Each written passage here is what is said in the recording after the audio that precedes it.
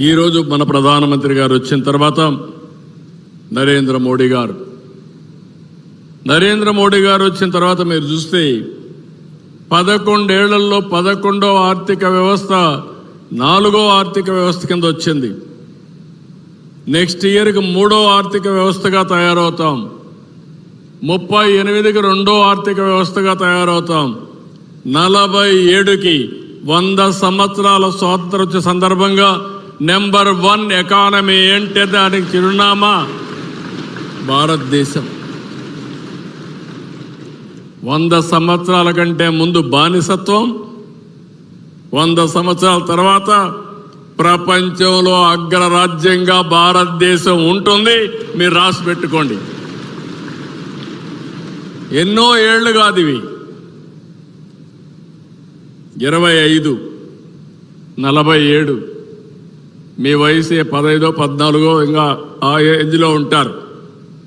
13 teenagers అంతా పిల్లలు. ఎగ్జాక్ట్గా మీరు పెళ్ళిళ్ళు అయ్యే కొందికి లేకుంటే మీకు పిల్లలు పుట్టే సమయంలో భారతదేశం అగ్రరాజ్యంగా ఉంటుంది, నెంబర్ 1 ఎకానమీగా ఉంటుంది. దీన్ని మీరందరూ గుర్తుపెట్టుకోవాలి. నేను అందుకని ఒక చాలా స్పష్టంగా మీకు ఒక ఐడియా ఇస్తున్నాను. ఇప్పటి నుంచి ఇక్కడే మీరే కాదు, ఈరోజు రాజ్యాంగాన్ని మీ మంత్రి గారు ఒక పుస్తకం రాసి మీ అందరికీ బాధ్యతలు అవన్నీ ఇచ్చాడు. నేను తొందరలోనే మీ అందరికీ భవిష్యత్తుకు సూచిక కూడా ఇస్తబోతున్నా. ఒక బుక్ ఒకటి ఇవ్వబోతున్నా, స్కూల్స్ అన్నిట్లో పెట్టబోతున్నా పుస్తకాన్ని. ఆ పుస్తకాన్ని మీరు చూస్తే మీరు ఏ విధంగా విజన్ ఉంటుంది, ఏ విధంగా మీ భవిష్యత్తు ఉంటుంది, మీరు ఏ విధంగా మీ యొక్క భవిష్యత్తుని దిద్దుకోవచ్చునో అందులో స్పష్టంగా నేను మీకు ఇవ్వబోతున్నాను. ఇక్కడ మీరు ఒకసారి చూస్తే స్వర్ణాంధ్ర, ప్రధానమంత్రి గారు వికసిత్ భారత్, మంది స్వర్ణాంధ్ర. ఈరోజు మన యొక్క తలసరి ఆదాయం $3,158. 2047కి $42,000 అవుతుంది. ఇంకో పక్కన మన యొక్క తలసరి మొత్తం జిఎస్టిపి కాంట్రిబ్యూషను $188 బిలియన్. అది $2.4 ట్రిలియన్ అవుతుంది. ఇది 15% గ్రోత్ రేట్ ఉంటుంది.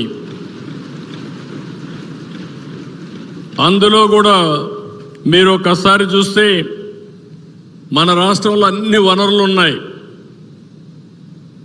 నేచురల్ రిసోర్సెస్ చాలా ఉన్నాయి. మినరల్ వెల్త్ కానీ, వాటర్ కానీ, నదులు కానీ, ఇవన్నీ ఉన్నాయి.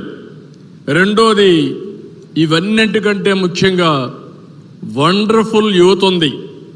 ప్రపంచానికి నాయకత్వం ఇవ్వడమే కాకుండా సేవలు అందించే యువత ఉండే ఏకైక దేశం భారతదేశం. డెమోగ్రఫిక్ డివిడెండ్ ఉంది.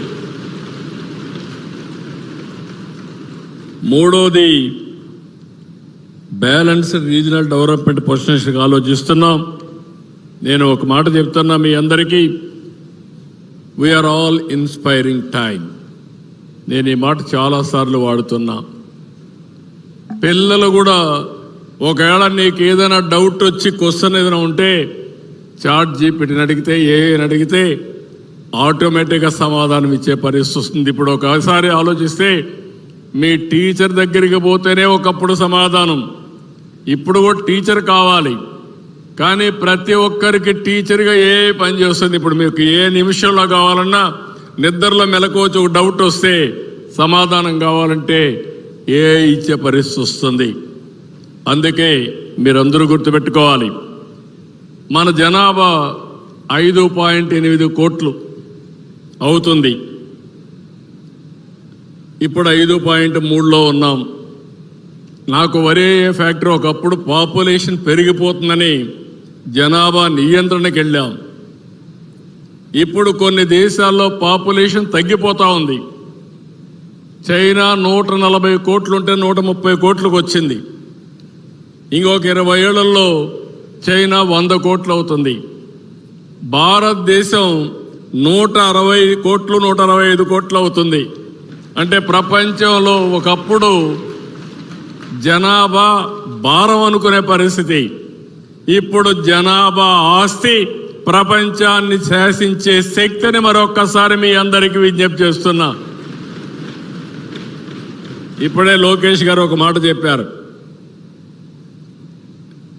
నేను కూడా ఇంత మునుపుడు అన్నాను, మహిళలంటే ఒకప్పుడు చాలా చిన్న చూపు, తల్లిదండ్రులు కూడా చిన్న చూపు.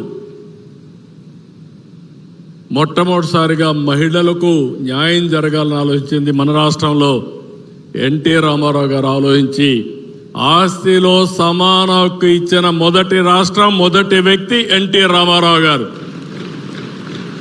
మీరు ఎవరిని అడగాల్సిన పని లేదు, అది మీ హక్కు. మీ తల్లిదండ్రులు సంపాదించిన ఆస్తిలో మీ తమ్ముడితో అన్నతో సమానంగా ఉండే హక్కు మీ పిల్లలకుంది, అది ఇచ్చింది ఎన్టీ రామారావు గారు అని చెప్పి నేను మీకు తెలియజేస్తున్నా. రెండోది, మొట్టమొదటిసారిగా యూనివర్సిటీ పెట్టాడు, మహిళా యూనివర్సిటీ పెట్టి మహిళలు చదువుకోవాలని పెట్టాడు. దాంతో మీలో ఒక ఆలోచన వచ్చింది. తర్వాత నేను వచ్చిన తర్వాత ఇప్పుడు డాక్రా సంఘాలు ఉన్నాయి, మీరు చూసుంటారు. ఆ డాక్రా సంఘాలు పెట్టి మామూలు ఆడబిడ్డ కూడా ఎక్స్ట్రాడినరీ ఆడబిడ్డగా తయారు కావచ్చని నిరూపించడానికి డాక్రా సంఘాలు పెట్టా. ఈరోజు అనేక వ్యవస్థలు పోయినాయి కానీ డాక్రా సంఘాలు చాలా బాగా పనిచేస్తున్నాయి. అట్ వన్ స్టేజ్ మీరు చూస్తే ఆడబిడ్డల్ని పుట్టితేనే భారం అనుకునే తల్లిదండ్రులు ఉండేవాళ్ళు. ఒకప్పుడు మగపిల్లలు పుట్టలేదని చెప్పి బాధపడి ఆడబిడ్డలైతే అబార్షన్లు కూడా చేసేవాళ్ళు. ఆ సమయంలో నేను ఆలోచించి ఆడబిడ్డల కోసం బాలికల సంరక్షణ పథకం 5,000 రూపాయలు బ్యాంక్ అకౌంట్ వేశాను. ప్రతి ఒక్క ఆడబిడ్డకి 5,000 రూపాయలు బ్యాంక్ అకౌంట్ వేశాను. కొంతమంది పెళ్ళిళ్ళు చేయలేమంటే అది కాదని నేను ఆ రోజుట్లోనే ఆడబిడ్డలందరికీ కూడా మ్యారేజ్ కోసం